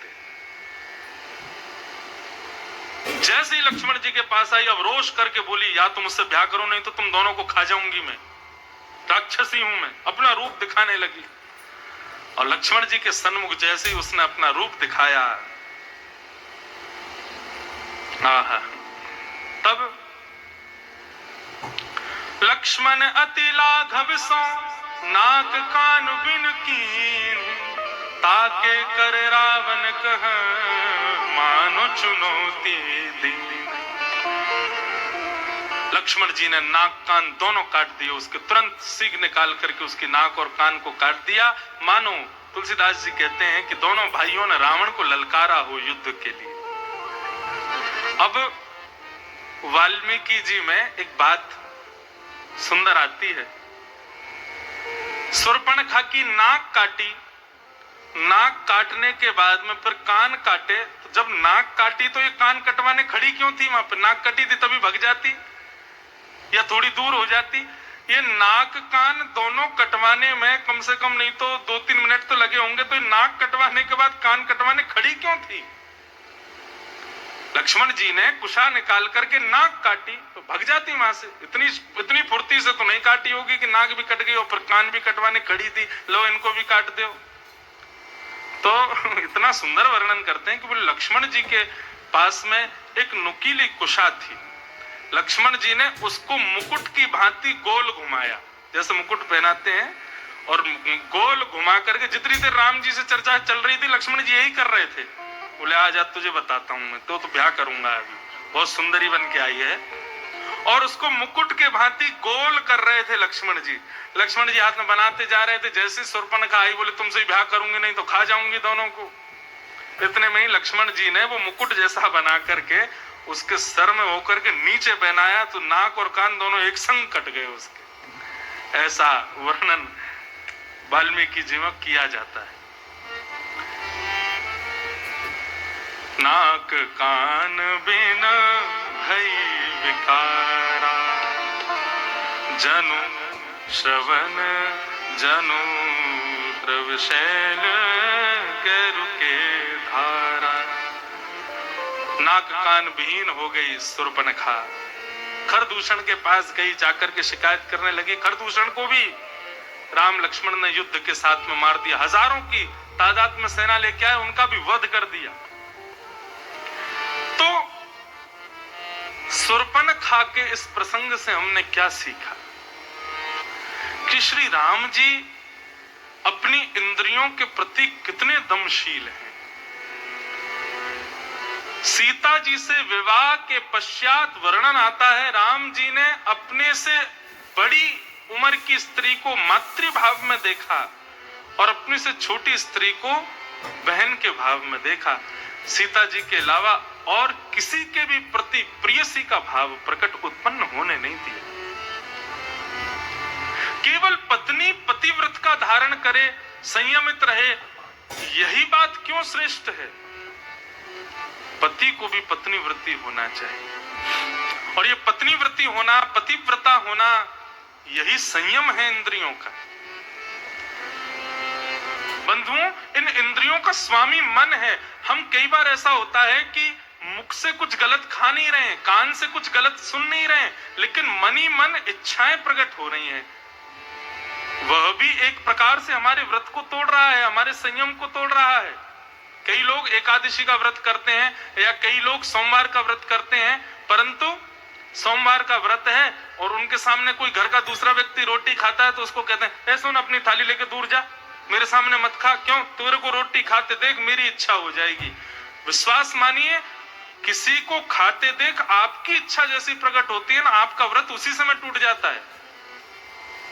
इतना संयम इंद्रियों पर होना चाहिए कि व्रत के समय 56 भोग सामने रख दिए जाएं, लेकिन आपकी जीव ललचावे ना उसके प्रति। इसी को कहते हैं दम। तीसरी, सामने से ऑफर कर रही है, परम सुंदरी बनकर के आई है, लेकिन राम लक्ष्मण दोनों ने अस्वीकार कर दिया। और केवल ये तो एक बहाना था, कुछ कथा सुनानी थी दम के ऊपर, नहीं तो पूरा राम चरित्र ही संयमित है। राम जी जैसा संयम किसी के जीवन में नहीं है। ऐसे राघव को हम बारंबार प्रणाम करते हैं। बोलो राजा रामचंद्र भगवान की जय। राम जी से हमने ये संयम सीखा। बंधु, ये संयम लाओ। अच्छा, आप कहोगे महाराज जी कई बार हम करते नहीं स्थिति को, भोग सामने है लेकिन हम भोगते नहीं, इच्छा तो होती है, उसको कैसे दबाया जाए? उसी के लिए तो सत्संग है बंधु। अपना नित्य प्रति सत्संग का क्रम बनाओ। और आजकल तो इतनी सुविधा, सबके पास फोन है, किसी को भी लगाओ, लगा करके सुनते रहो। इसलिए भैया खूब सत्संग करो, मन अपना संयमित हो जाएगा। एक प्रसंग में हमारे ब्रज के एक रसिक जन गाते हैं, मन का यतन मन का रतन रख जतन से अनाड़ी, मन का रतन रख जतन से अनाड़ी। व्यक्ति उसको हीरा मिल जाए तो हीरे की अंगूठी को कभी कभी पहनेगा, बाकी कहां रखेगा? गोदरेज की अलमारी में भीतर रखता है। कोई बहुत महंगा गहना मिल जाए उसको छुपा के रखता है, लेकिन उसके पास सबसे महंगा यदि गहना कोई है तो वो ठाकुर जी ने दिया, उसका मन। लेकिन व्यक्ति अपने उस मन रूपी गहने को छुपाता नहीं, सबके सामने प्रदर्शित कर देता है। इसीलिए उस गहने को ना जाने कितने लोग चुरा लेते हैं। हमारे मन को कितनों ने चुरा रखा है। बनारस के मलइयों ने भी चुरा रखा है। कई लोगों को बनारस जाके विश्वनाथ दर्शन का ज्यादा प्रलोभन नहीं है, मलइयो खाएंगे वहां जाकर के। ये क्या है? मलइयों ने तुम्हारा मन चुरा लिया। वृंदावन जाकर के बिहारी जी के दर्शन का प्रलोभन नहीं है, वृंदावन जाके बाहर लस्सी पिएंगे महाराज, मन चुरा रखा है लस्सी ने। वृंदावन जाएंगे कचौड़ी खाएंगे, मन चुरा रखा है कचौड़ी ने।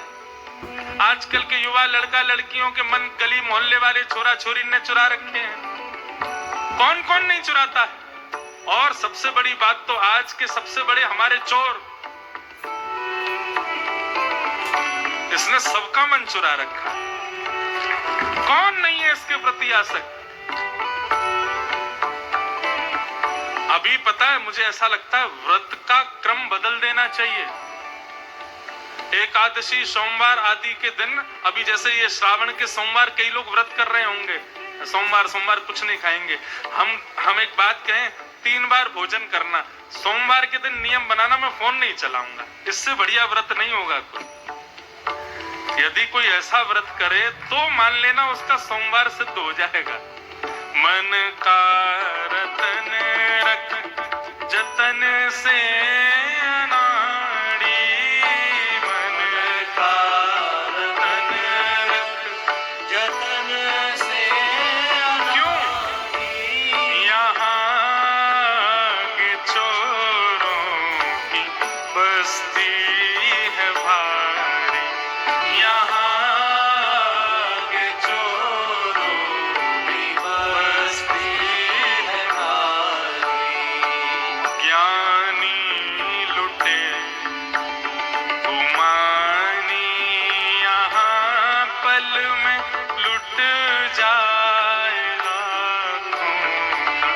तेरा पग बढ़ा हो न जाए अंधेरा, पग बढ़ा हो न जाए अंधेरा।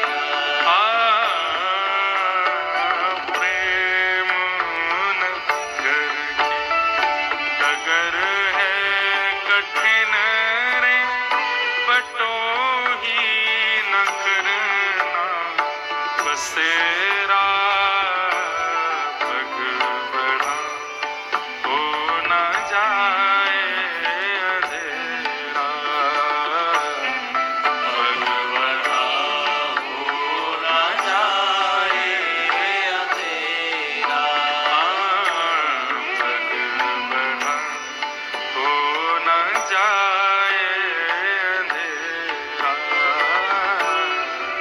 पग बढ़ा हो न जाए अंधेरा।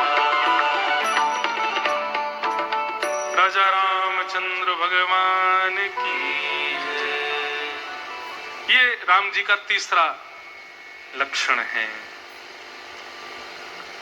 पुर्यादनाश्रय।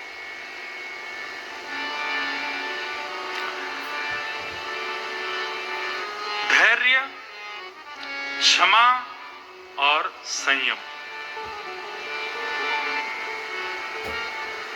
अब कल जो चौथा लक्षण हम राम जी का सुनेंगे वो क्या है? अस्तेयम, चोरी ना करना। आप कहोगे ये तो कभी नहीं करी, लेकिन यहाँ दूसरी चीजों की चोरी की बात चल रही है, वो कल ही बताएंगे उसको। अब हम चलते हैं चारों भाइयों में सबसे छोटे श्री शत्रुघ्न जी महाराज जी के सुंदर चरित्र की ओर। बंधुओं, हमने खूब खोजा शत्रुघ्न जी के बारे में। गोस्वामी जी ने कहीं कुछ लिखा हो, वाल्मीकि जी ने कुछ लिखा हो, लिखा तो है बट इतना सूक्ष्म है। तो मन में भाव आ रहा था कि भरत जी के लिए लिखा, लक्ष्मण जी के लिए लिखा, राम जी के लिए तो खैर पूरी मानस ही है, सीता जी का व्यवहार, कौशल्या का व्यवहार, केकई का स्वभाव, सुमित्रा के व्यवहार, कहां तक कहें मंथरा, मंदोदरी आदि सबके बारे में लिखा, लेकिन शत्रुघ्न जी का जितना सूक्ष्म चरित्र है उतना किसी का नहीं। क्यों?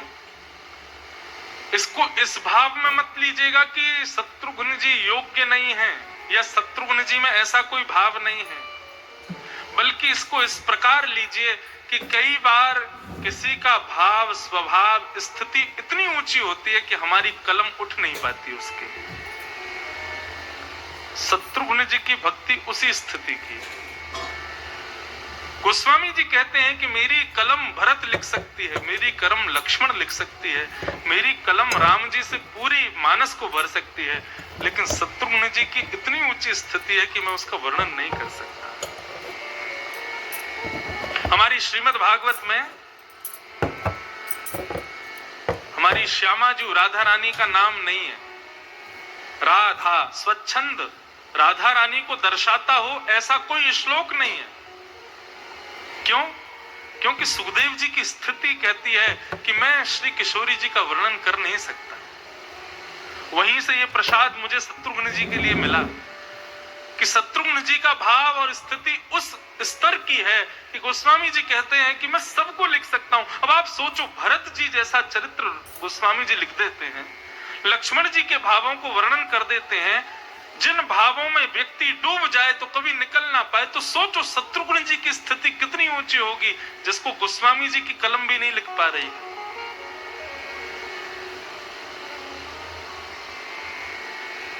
ऐसे हैं श्री शत्रुघ्न जी महाराज। वाल्मीकि रामायण के एक टीकाकार हुए श्री गोविंद राज स्वामी जी महाराज, हमारी श्री रामानुज संप्रदाय के आचार्य हुए। बहुत ध्यान से सुनिएगा, बहुत स्थिर होकर के सुनिएगा, बहुत गंभीर प्रसंग है श्री शत्रुघ्न जी महाराज का। वैसे क्रम से यदि अगर मैं लेता तो मुझे कल लेना चाहिए था, लेकिन भरत जी का चरित्र इतना विस्तृत है कि उसके लिए पूरा दिन उन्हीं के चरित्र में कहने में निकल जाएगा। इसलिए फिर मैंने सोचा भरत जी का बाद में लेंगे, पहले शत्रुघ्न। लेकिन अगर भक्ति के प्रभाव के क्रम में अगर अभी हम जो चल रहे हैं, पहले दिन राम जी का सामान्य, दूसरे दिन लक्ष्मण जी का विशेष, फिर आता भरत जी का विशिष्ट, और फिर आता शत्रुघ्न जी का अति विशिष्ट। लेकिन शत्रुघ्न जी का भाव इतना सूक्ष्म है कि मैंने सोचा आज उसको कह लेते हैं, कल विस्तार से भरत जी का कहेंगे। परंतु अति सूक्ष्म में भी तीनों भाइयों से प्रवर धर्म है श्री शत्रुघ्न जी महाराज का। तो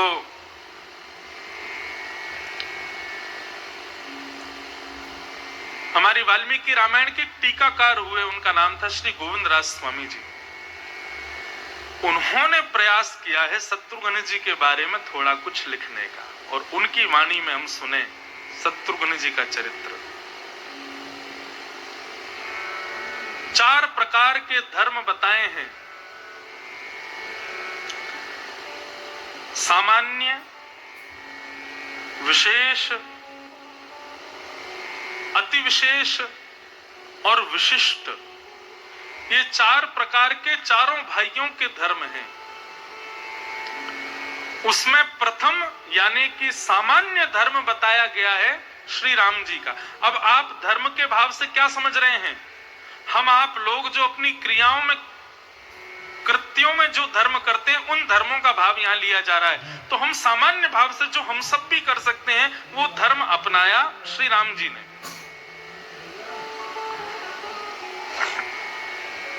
क्योंकि राम जी का जो कर्तव्य है वो उपासित लोका है। ताकि प्रत्येक मानव उसको कर सके। इसलिए राम जी सामान्य धर्म को चुन रहे हैं। राम जी का धर्म कैसा है? पिताजी ने आज्ञा दी,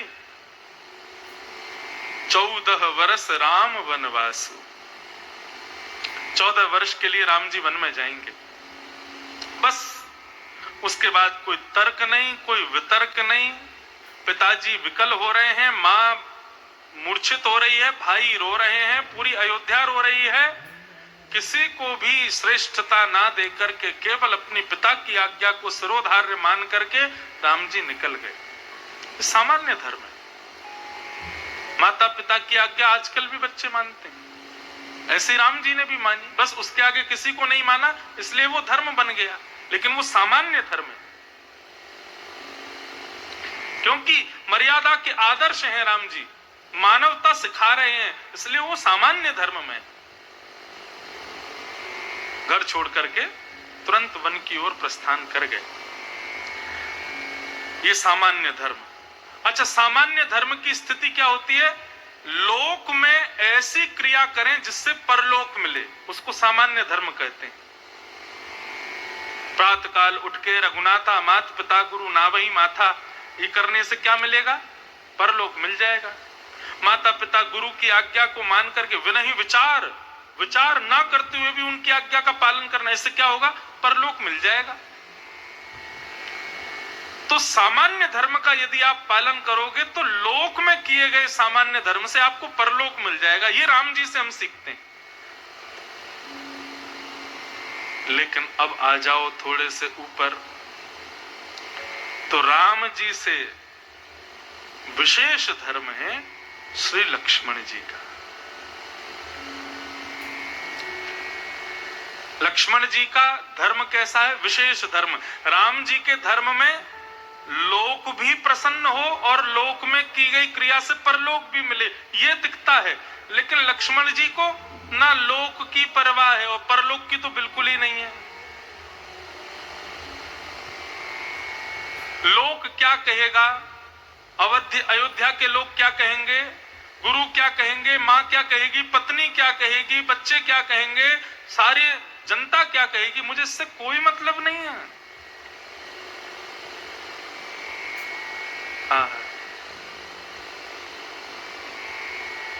लक्ष्मण जी महाराज कह रहे, मोरे सब एक तुम स्वामी, दीन बंधुर अंतर्यामी। मेरे तो सर्वस्व आप हो ना भैरव, सब कुछ आप हो। मोरे सब एक तुम स्वामी, दीन बंधु और अंतर्याम। कल हमने प्रसंग में सुना, मैं नहीं जानता कौन गुरु, कौन माता, कौन पिता, कौन लोक व्यवहार धर्म, ये प्रजा, ये सब क्या है, मुझे नहीं पता। क्या करने से परलोक मिलेगा, क्या करने से नरक जाना पड़ेगा, मुझे इससे कोई चिंता नहीं है नाथ। मेरे सर्वस्व आपके चरणारविंद हैं, मैं इनके बिना नहीं रह सकता, बस इससे आगे मैं कुछ नहीं जानता। और यदि आपकी फिर भी जिद है कि लक्ष्मण तुम रहो, तो ठीक है, आप निकल के दिखाइए मेरे कक्ष से बाहर। आप पग बाहर रखोगे, मेरे प्राण आपके साथ जाएंगे। तो लक्ष्मण जी का धर्म विशेष है। यहां लोक और परलोक दोनों की इच्छा खत्म हो जाती है। ऐसा लक्ष्मण जी का धर्म है। लक्ष्मण जी के धर्म में लक्ष्मण जी स्पष्ट कर देते हैं कि लक्ष्मण एक देह का नाम है, प्राण तो उसके राम है। राम गए तो देह अकेला क्या करेगा। ये लक्ष्मण जी का धर्म विशेष। और उसके बाद आते हैं विशेषतर, जिनके बारे में हम कल विस्तार से सुनेंगे, लेकिन आज थोड़ा सा स्पर्श मात्र कर लूं। श्री भरत जी महाराज, इनका धर्म कैसा है? विशेष तर। राम जी सामान्य, लक्ष्मण जी विशेष और भरत जी विशेषतर।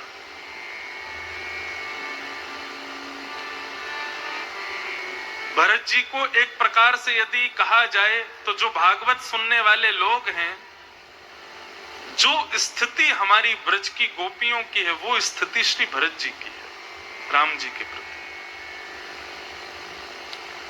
भरत जी उसी स्थिति में रहते हैं, तत् सुखे सुखित्वम, जिसमें मेरे स्वामी प्रसन्न उसमें मैं प्रसन्न। ये भरत जी की स्थिति।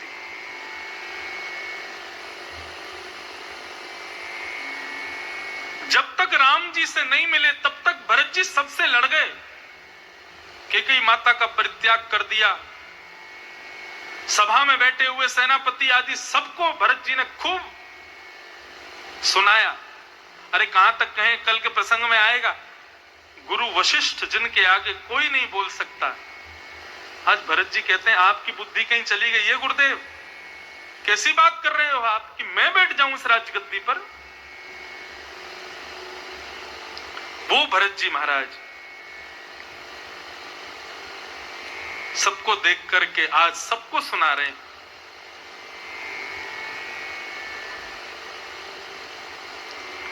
जब चित्रकूट जाने का प्रसंग आया, तैयारी होने लगी, भैया चित्रकूट चलेंगे, राम जी को मना करके लाएंगे। भरत जी से सब सहमत हो गए, भरत जी आप बिल्कुल ठीक कह रहे हो, आप जो चाह रहे हो वही होना चाहिए, राम जी वापस आएंगे। क्योंकि आज्ञा देने वाले महाराज दशरथ अब शरीर से नहीं है, आप राजा हैं, राम जी की अनुपस्थिति में आप चाहें तो आज्ञा कर सकते हैं कि राम जी वापस चलिए। और भरत जी का तो यह संकल्प था कि मैं और शत्रुघ्न जाएंगे वन में, लक्ष्मण और राम जी वापस आए। जो भी जिस प्रकार से भरत जी चाहते थे सबको मना लिया। लेकर के जैसे ही पहुंचे हैं राम जी के पास,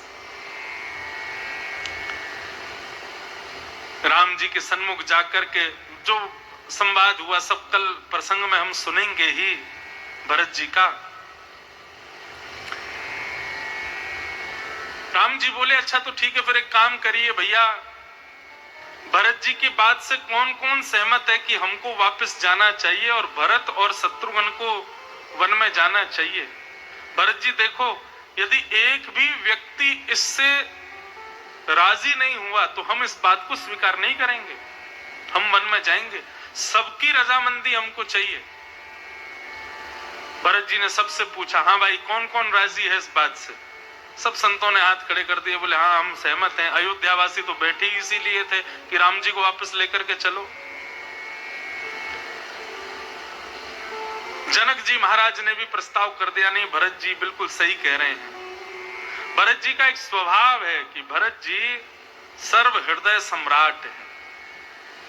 जिस सभा में जाते हैं, जिस गांव में जाते हैं, जिस नगर में जाते हैं, जिस स्थिति में जाते हैं, जाकर के वहां के सब लोगों के हृदय पर अपना राज कर लेते हैं। ये भरत जी का स्वभाव है।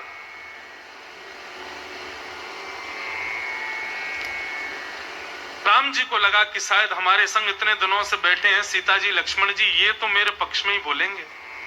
जब उनसे पूछा गया तो लक्ष्मण जी और सीता जी ने भी भरत जी का ही पक्ष विशेष बताया। बोले नहीं भरत जी बिल्कुल ठीक कह रहे हैं, हमको वापस चलना चाहिए, भरत जी की आज्ञा माननी चाहिए। तो राम जी के हृदय में आया कि भाई सब कह रहे हैं तो चलते हैं वापस। मन थोड़ा सा खिन्न तो हुआ कि अब रावण को कौन मारेगा, हनुमान जी से अभी मिलना है, आदि आदि बहुत लीलाएं होनी है, सब रखी रह जाएंगी। अब सब विपरीत होगा, अब वापस जाना पड़ेगा, पता नहीं कैसे संभव होगी आगे की लीला। तो जैसे ही राम जी उठे, राजी हुए, अयोध्यावासी नाचने लगे, संत महात्मा सब वेद स्तुति गाने लगे, सब लोग नृत्य करने लगे, आनंद मनाने लगे। बोले जय हो रघुवंशी राम की जय हो, भरत भैया की जय हो। मना लिया राम जी को वापस ले जाने के लिए, मानो समस्त अयोध्यावासियों के प्राण वापस आ गए हों। सब प्रसन्न थे, सबकी आंखें सजल थीं, लेकिन हमारे रघुनाथ जी के मुख पर प्रसन्नता नहीं थी। क्योंकि श्री राघव नेत्र बंद करके बैठे हैं और उनको नेत्रों के भीतर हनुमान जी का दर्शन हो रहा है, सबरी का दर्शन हो रहा है, जटायु का दर्शन हो रहा है, आदि आदि दंडकारण्य वन के सब संत, विभीषण आदि सब भक्तों की स्मृति राम जी को सता रही है। जैसा विचार किया था, जैसी पूरी रूपरेखा बनाई थी, अब उन भक्तों को दर्शन नहीं हो पाएगा। और राम जी कोई उनको दर्शन देने थोड़ी जा रहे हैं, ठाकुर जी तो भक्तों का दर्शन करने के लिए जा रहे थे। सब लोग आनंद चित्त हो गए, सब नाचने लगे, गाने लगे। लक्ष्मण जी तुरंत दौड़ करके गए, कुटिया में जाकर के सब सामग्री समेटने लगे, बोले चलो वापस जाने का समय आ गया। अब तो राम जी मान गए, चलो वापस। लेकिन रघुनाथ जी के मुखमंडल को भरत जी ने जब देखा, और भरत जी ने जैसे ही पाया कि श्री राघव के मुख पर शुष्कता है,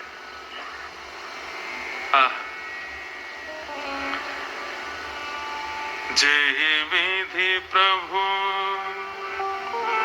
प्रसन्न मन होई, करुणा सागर करिए जो। भरत जी की भक्ति कैसी है? जेहि विधि प्रभु प्रसन्न चित्त। मैं अपनी प्रसन्नता के लिए अपने स्वामी को रिझा लूं, अपने स्वामी को अपनी प्रसन्नता के लिए कर्तव्य युक्त कर दूं, ये मेरी भक्ति नहीं है। अगर मुझे प्रसन्न करने के लिए, अयोध्या वासियों को प्रसन्न करने के लिए, भक्तों के सुख के लिए मेरे स्वामी कष्ट में आ रहे हैं, तो मेरी भक्ति श्रेष्ठ नहीं है। तत् सुखे सुखित्वम। यही ब्रज की गोपियों की स्थिति थी। जब श्री कृष्ण ब्रज छोड़ करके मथुरा गए, तो मथुरा से वृंदावन इतना दूर है कि आप सुबह जाओ, शाम को लौट के आ जाओ। अब तो स्थिति ऐसी, दिन में 4 बार चले जाओ। लेकिन ऐसी स्थिति में भी गोपियां मथुरा जाती नहीं है। क्यों? क्योंकि हमारे कृष्ण को यदि मथुरा जाकर के सुख लग रहा है, यदि वो हमसे दूर जाके सुखी हैं, तो हम उनके पास जाके उनको कष्ट क्यों दें? हमारे स्वामी प्रसन्न रहे, हमें वही तो चाहिए। बड़ा प्रसिद्ध प्रसंग द्वारिका का आता है कि एक बार रुक्मणी आदि पटरानियों को दिखाने के लिए कि ब्रज की गोपियों का प्रेम कैसा, भगवान ने एक अभिनय किया, एक नाटक किया। बुखार चढ़ गया ठाकुर जी को, रुक्मणी जी ने वैद्य बुला दिए, लेकिन ठाकुर जी का बुखार दूर नहीं हो। तभी अश्वनी कुमार वैद्य देवताओं के आए और आकर के भगवान की नवज देख करके रुक्मणी जी से बोले इनको भक्त विरह का ज्वर चढ़ा है। रुक्मणी बोली भक्त विरह का ज्वर मतलब? बोले भक्त की याद में ज्वरशील हो गए द्वारिकाधीश। रुक्मणी जी बोली कैसे दूर होगा, कोई औषधि? बोले कोई औषधि नहीं, इसकी एक ही औषधि है। कोई नित्य भगवत स्मरण में रहने वाला कोई भक्त यदि अपने चरण की रज दे दे और द्वारिकाधीश के माथे से लगा दी जाए, मुख में डाल दी जाए, तो द्वारिकाधीश स्वस्थ हो जाएंगे।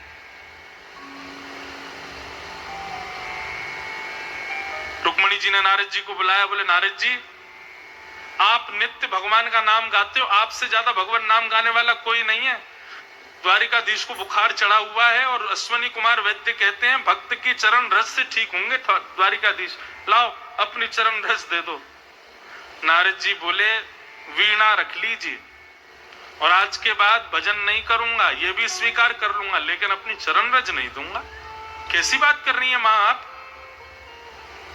मैं निरंतर भगवत स्मरण इसलिए थोड़ी करता हूं कि एक दिन आने पर मैं अपनी चरण रज भगवान को दूं। मुझे नरक जाना है। अरे नरक से भी बुरी गति मिलती है यदि भगवान की ओर कमर कर दी जाए, और आप कह रही हो चरण रज दे दूं मैं? आप दे दो ना, आप तो हमेशा द्वारिकाधीश के संग ही रहती हो, आप दे दो। अरे तुम कैसी बात करते हो, मैं उनकी भक्त तो हूं लेकिन पत्नी भी तो हूं, पतिव्रता धर्म भी तो है, मैं नहीं दे सकती। नारद तुम तो बहुत भक्तों को जानते होंगे, किसी को मना फुसला करके उसकी चरण रज ले आओ। नारद जी बोले दुनिया में ब्रह्मांड में कोई भक्त अपनी चरण रज ठाकुर जी को नहीं दे सकता, भक्त का है बात का फिर। रुक्मणी जी बोली ज्वर में भी तो नहीं देख सकते द्वारिकाधीश को, ऐसी पीड़ा में भी तो नहीं देख सकते, नारद कुछ करो।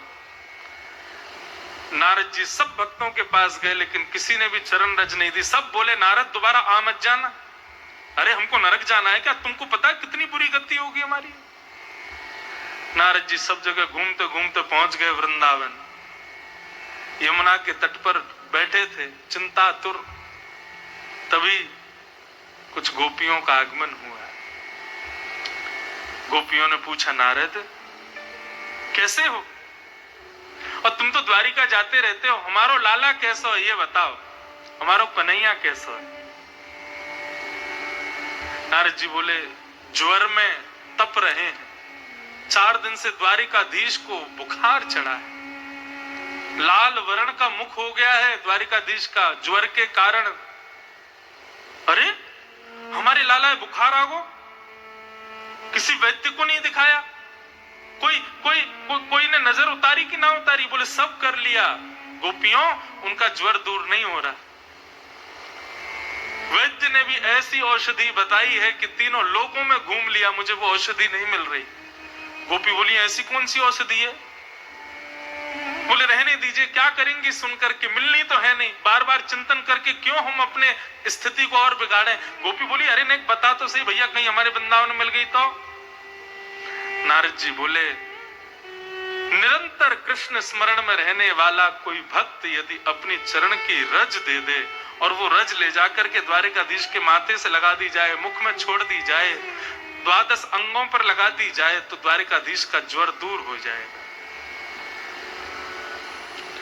जैसे ये बात सुनी कि द्वारिकाधीश को भक्त चरण रज से ज्वर दूर होगा, गोपियों ने कोई विचार ही नहीं किया, तुरंत यमुना जी में जाकर के अपने चरण गीले किए, बाहर आकर के वहां की बालुका में अपने चरणों को लौटाने लगी, अपने साड़ी के एक भाग को फाड़ करके नीचे बिछा दिया, अपने पैरों को घिस-घिस करके अपनी रज को उसमें भरने लगी, पोटलियां बना करके सबने इकट्ठी करके नारद जी को खूब सारी पोटलियां भर भर के दे दी। बोले, नारद विलंब मत करो, अभी जाओ, द्वारिकाधीश के कष्ट को हम देख नहीं पा रही हैं, जल्दी जाकर के उनके माथे से लगा देना, मुख में धर देना, और सुनो रज बच जाए रुक्मणी को दे देना। जब कभी द्वारिकाधीश को नजर लगे, खांसी हो, जुकाम है, चाहे बुखार आ जाए, आगे भी हमारी रज लगा दिया करना।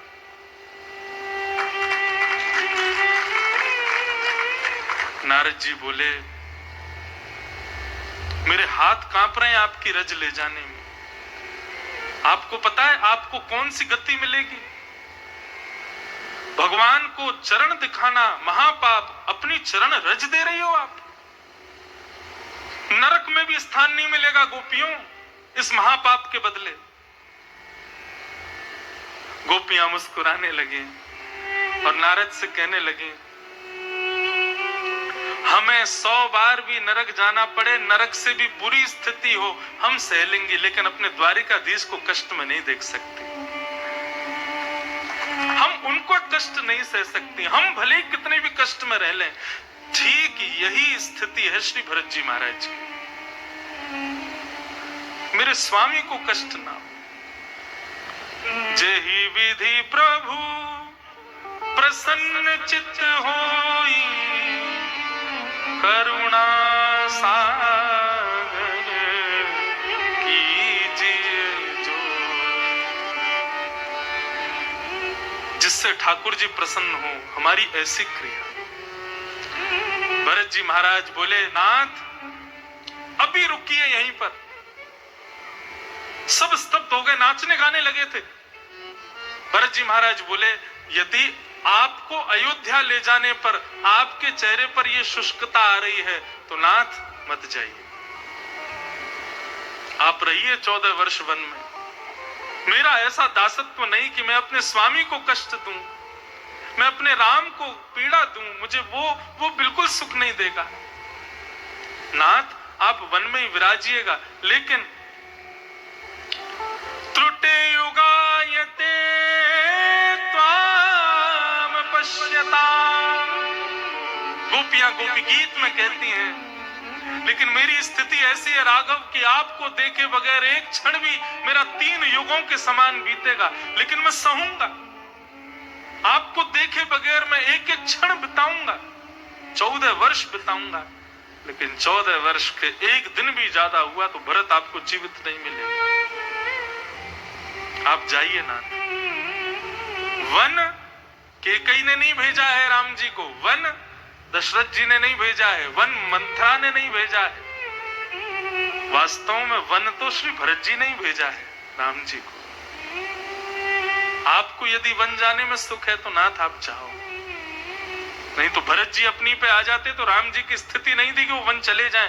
ठीक यही स्थिति हमारे ब्रज की, यदि गोपियां कह देती कन्हैया वृंदावन से एक पग बाहर मत रखना, तो हमारे द्वारिकाधीश जो आज ये द्वारिकाधीश बने बैठे हैं, इनकी स्थिति नहीं थी कि वृंदावन छोड़ के आ जाते। मैं तो अपनी कथा में कहा करता हूं, हम ब्रजवासियों ने तो अपने हृदय के टुकड़े श्री कृष्ण को, अपने हृदय स्वरूप श्री कृष्ण को दान किया है पूरे विश्व को, दिया है पूरे विश्व को। नहीं तो ब्रजवासी अपनी पर आ जाते तो श्री कृष्ण कभी नहीं जा सकते थे। हमारे ब्रजवासियों के ही एक अंश हैं श्री भरत जी महाराज अयोध्या में। अब सब आज ही सुना दें, कल क्या बताएंगे, पर भरत जी को कल के लिए छोड़ो, कल आएगा श्री भरत जी का भाव। तो भरत जी का धर्म कौन सा है? विशेष तर। राम जी सामान्य, लक्ष्मण जी विशेष और भरत जी विशेष तर। लक्ष्मण जी के धर्म का नाम क्या है?